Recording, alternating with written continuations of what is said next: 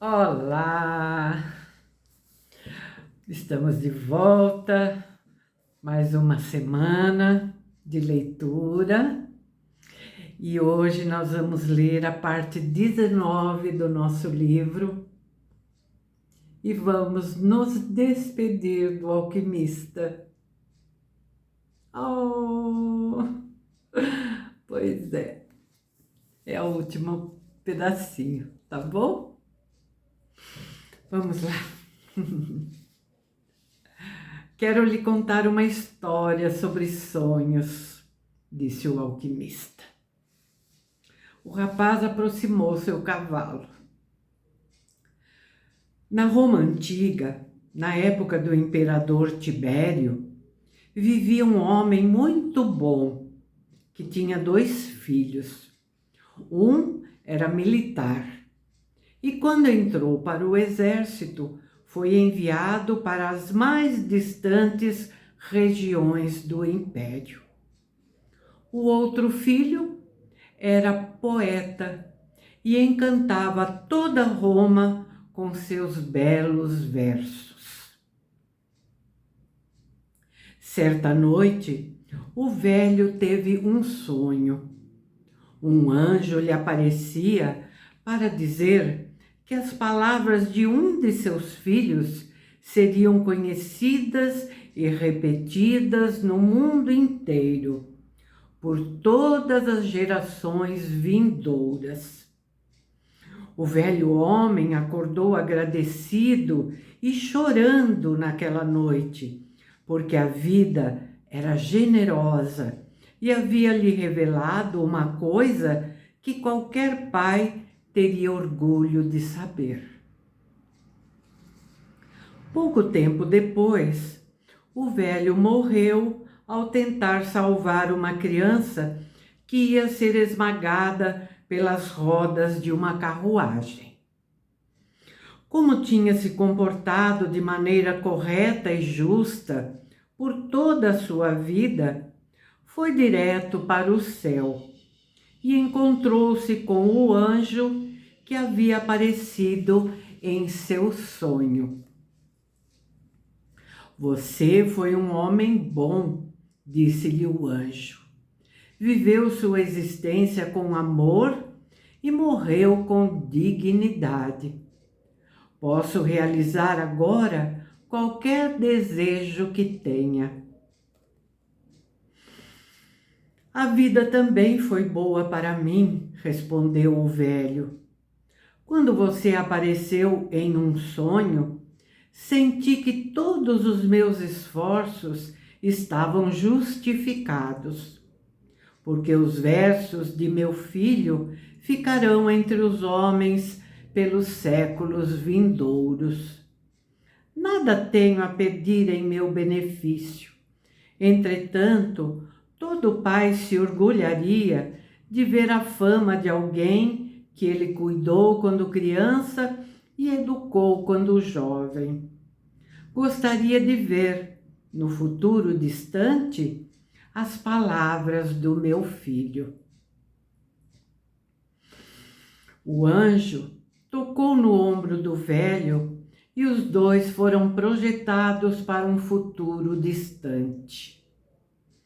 Em volta deles apareceu um lugar imenso, com milhares de pessoas que falavam uma língua estranha. O velho chorou de alegria. Eu sabia que os versos do meu filho poeta eram bons e imortais, disse para o anjo entre lágrimas. Gostaria que você me dissesse qual de suas poesias essas pessoas estão repetindo. O anjo então se aproximou do velho com carinho e sentaram-se num dos bancos que havia naquele imenso espaço. Os versos de seu filho poeta foram muito populares em Roma, disse o anjo. Todos gostavam deles e se divertiam ao lê-los. Mas, quando o reinado de Tibério acabou, seus versos também foram esquecidos. Essas palavras são de seu filho que entrou para o exército. O velho olhou surpreso para o anjo. Seu filho foi servir num lugar distante e tornou-se centurião. Era também um homem justo e bom. Certa tarde, um dos seus servos ficou doente e estava para morrer. Seu filho, então, ouviu falar de um rabi que curava os doentes e andou dias e dias em busca desse homem. Enquanto caminhava, descobriu que o homem que estava procurando era o Filho de Deus. Encontrou outras pessoas que haviam sido curadas por ele. Aprendeu seus ensinamentos e, mesmo sendo um centurião romano, converteu-se à sua fé, até que certa manhã chegou perto do rabi. Contou-lhe que havia um servo doente, e o rabi se prontificou a ir até sua casa. Mas o centurião era um homem de fé, e olhando no fundo dos olhos do rabi, compreendeu que estava mesmo diante do Filho de Deus, quando as pessoas em volta deles se levantaram. Estas são as palavras de seu filho, disse o anjo ao velho. São as palavras que ele disse ao rabi naquele momento e que nunca mais foram esquecidas. Dizem: Senhor, eu não sou digno de que entreis em minha casa, mas dizei uma só palavra e meu servo será salvo.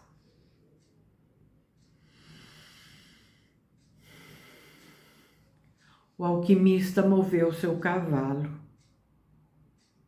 Não importa o que faça, cada pessoa na Terra está sempre representando o papel principal da história do mundo, disse ele, e normalmente não sabe disso.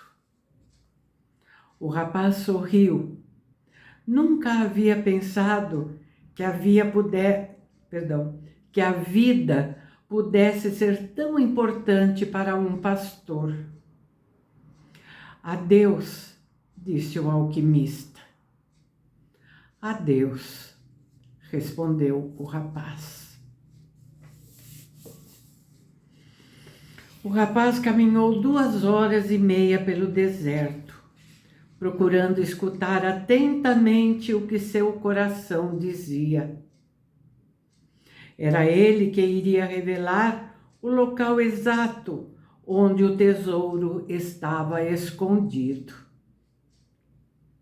Onde estiver seu tesouro, ali estará também o seu coração, dissera o alquimista. Mas seu coração falava em outras coisas. Contava com orgulho a história de um pastor que havia deixado suas ovelhas para seguir um sonho que se repetiu 2 noites. Contava da lenda pessoal e de muitos homens que fizeram isso, que foram em busca de terras distantes, ou de mulheres bonitas enfrentando os homens de sua época com seus preconceitos e conceitos. Falou durante todo aquele tempo de viagens, de descobertas, de livros e de grandes mudanças. Quando ia começar a subir uma duna, e só naquele momento, seu coração sussurrou ao seu ouvido: esteja atento para o lugar onde você chorar, porque nesse lugar estou eu, e nesse lugar está seu tesouro. O rapaz começou a subir a duna lentamente. O céu, coberto de estrelas, mostrava de novo uma lua cheia. Havia caminhado um mês pelo deserto. A lua iluminava também a duna, num jogo de sombras que fazia com que o deserto parecesse um mar cheio de ondas e fazia com que o rapaz se lembrasse do dia em que soltara livremente um cavalo pelo deserto, dando um bom sinal ao alquimista. Finalmente, a lua iluminava o silêncio do deserto e a jornada que fazem os homens que buscam tesouros. Quando, depois de alguns minutos, chegou ao topo da duna, seu coração deu um salto. Iluminadas pela luz da lua cheia e pelo branco do deserto, erguiam-se majestosas e solenes as pirâmides do Egito. O rapaz caiu de joelhos e chorou. Agradecia a Deus por haver acreditado em sua lenda pessoal e por ter encontrado certo dia um rei, um mercador, um inglês e um alquimista. Sobretudo, por haver encontrado uma mulher do deserto que o tinha feito entender que o amor jamais vai separar o homem de sua lenda pessoal.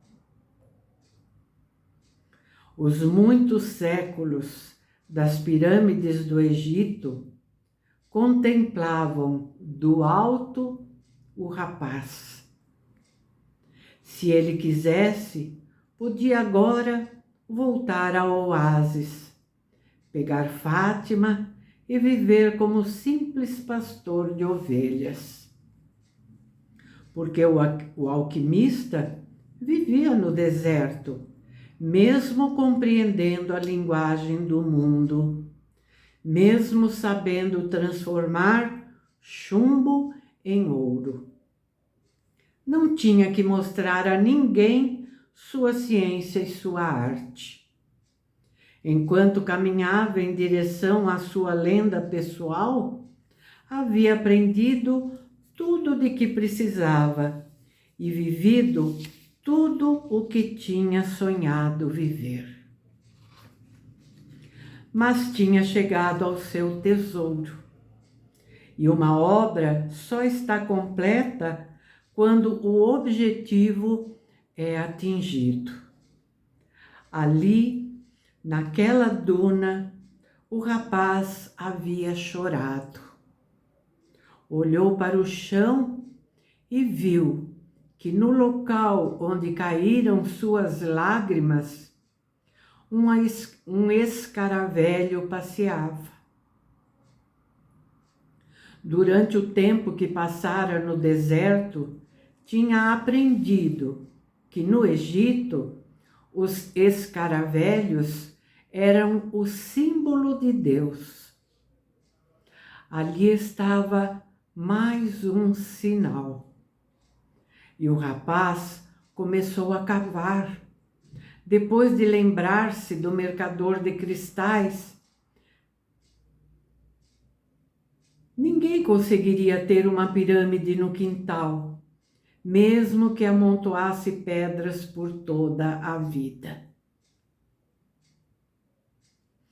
Durante a noite inteira, o rapaz cavou no lugar marcado, sem nada encontrar. Do alto das pirâmides, os séculos o contemplavam em silêncio. Mas o rapaz não desistia. Cavava e cavava, lutando com o vento, que muitas vezes tornava a trazer a areia de volta para o buraco. Suas mãos ficaram cansadas, depois feridas, mas o rapaz acreditava em seu coração. E seu coração dissera para cavar onde suas lágrimas caíssem. De repente, quando tentava tirar algumas pedras que haviam aparecido, o rapaz ouviu passos. Algumas pessoas se aproximaram dele. Estavam contra a lua, e o rapaz não podia ver seus olhos nem seus rostos. "O que você está fazendo aí?" perguntou um dos vultos. O rapaz não respondeu, mas sentiu medo. Tinha agora um tesouro para desenterrar e por isso tinha medo. "Somos refugiados da guerra dos clãs", disse outro vulto. "Precisamos saber o que você esconde aí. Precisamos de dinheiro." "Não escondo nada", respondeu o rapaz. Mas um dos recém-chegados agarrou-o e o puxou para fora do buraco. Outro começou a revistar seus bolsos e encontraram o pedaço de ouro. "Ele tem ouro", disse um dos salteadores. A lua iluminou a face de quem o estava revistando, e ele viu em seus olhos a morte.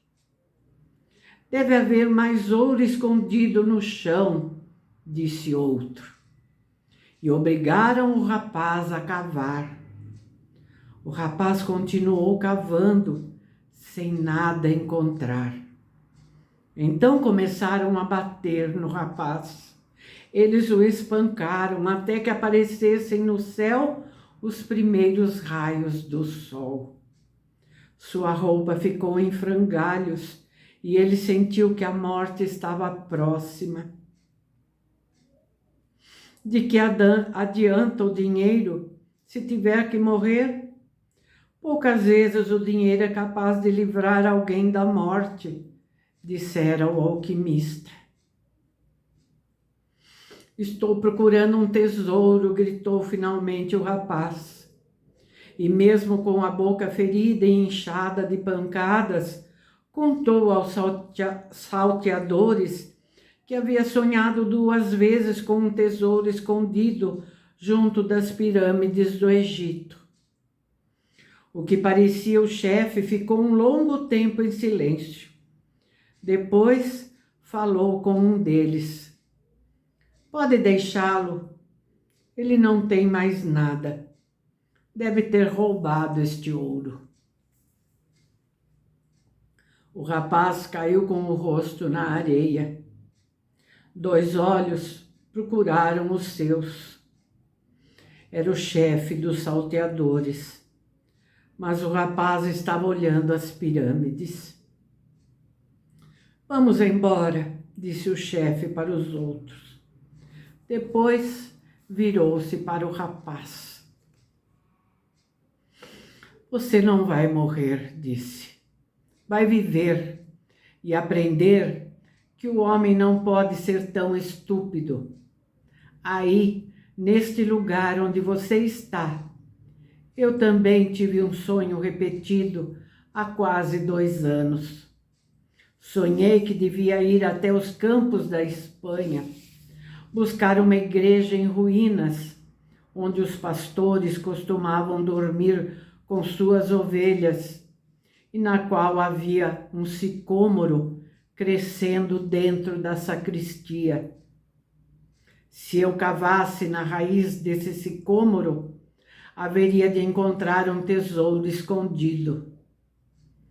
Mas não sou estúpido de cruzar um deserto só porque tive um sonho repetido. Depois foi embora. O rapaz levantou-se com dificuldade e olhou mais uma vez para as pirâmides. Estas sorriram para ele e ele sorriu de volta, com o coração repleto de felicidade. Havia encontrado o tesouro.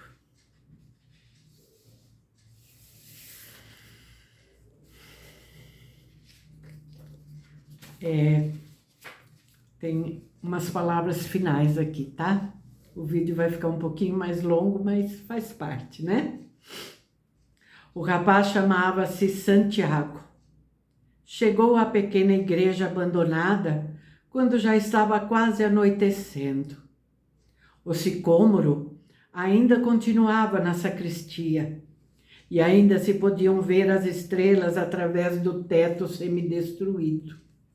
Lembrou-se que certa vez havia estado ali com suas ovelhas e que tinha sido uma noite tranquila, exceto pelo sonho. Agora ele estava sem o seu rebanho. Em vez disso, trazia uma pá. Ficou muito tempo olhando o céu. Depois tirou do alforje uma garrafa de vinho e bebeu. Lembrou-se da noite no deserto, quando tinha também olhado as estrelas e bebido vinho com o alquimista. Pensou nos muitos caminhos que tinha andado e na maneira estranha de Deus lhe mostrar o tesouro. Se não tivesse acreditado em sonhos repetidos, não teria encontrado a cigana, nem o rei, nem o salteador, nem... Bom, a lista é muito grande. Mas o caminho estava escrito pelos sinais e eu não tinha como errar, disse para si mesmo. Dormiu sem perceber e quando acordou o sol já ia alto. Então começou a escavar a raiz do sicômoro. Velho bruxo, pensou o rapaz, você sabia de tudo. Deixou até mesmo um pouco de ouro para que eu pudesse voltar até esta igreja. O monge riu quando me viu voltar em frangalhos. Não podia me poupar disso? Não, ele escutou o vento dizer. Se eu tivesse lhe contado, você não teria visto as pirâmides. São muito bonitas, não acha? Era a voz do alquimista. O rapaz sorriu e continuou a cavar. Logo, a pá bateu em algo sólido. Uma hora depois, ele tinha diante de si um baú cheio de velhas moedas de ouro espanholas. Havia também pedrarias, máscaras de ouro com penas brancas e vermelhas, ídolos de pedra cravejados de brilhantes, peças de uma conquista da qual o país já não se lembrava há muito tempo e cujo conquistador se esquecera de contar aos filhos. O rapaz tirou o urim e o tumim do alforje. Tinha utilizado as duas pedras apenas uma vez, quando estava certa manhã no mercado. A vida e o seu caminho estiveram sempre cheios de sinais. Guardou o urim e o tumim no baú de ouro. Eram também parte de seu tesouro, porque lembravam um velho rei que jamais tornaria a encontrar. Realmente, a vida é generosa com quem vive sua lenda pessoal, pensou o rapaz. Então se lembrou que tinha de ir até Tarifa e dar 1/10 daquilo tudo para a cigana. Como são espertos os ciganos, pensou. Talvez fosse porque viajavam tanto. Mas o vento voltou a soprar. Era o levante, o vento que vinha da África. Não trazia o cheiro do deserto, nem a ameaça de invasão dos mouros. Em vez disso, trazia um perfume que ele conhecia bem e o som de um beijo que veio vindo devagar, devagar, até parar em seus lábios. O rapaz sorriu. Era a primeira vez que ela fazia isso. Estou indo, Fátima, disse ele.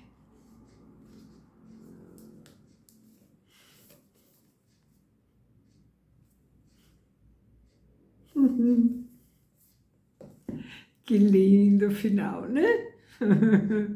Gostaram? Muito lindo, né? Aprendemos muita coisa, hein? Muita coisa. E nos deliciamos, não foi? Com essa história. Bom, amanhã nós começamos um novo livro. Esse vídeo foi muito longo, não dá nem para eu comentar alguma coisa sobre o livro novo. Então amanhã vocês estejam aqui comigo, tá bom? Não me larguem, hein? Não me larguem. O próximo livro vai ser maravilhoso também. Tenho certeza que vocês vão gostar, tá bom? Até amanhã e muito, muito, muito obrigada por terem estado aqui comigo em mais essa leitura maravilhosa, tá bom? Até amanhã com um novo livro. Tchau! Digam aí o que acharam, tá?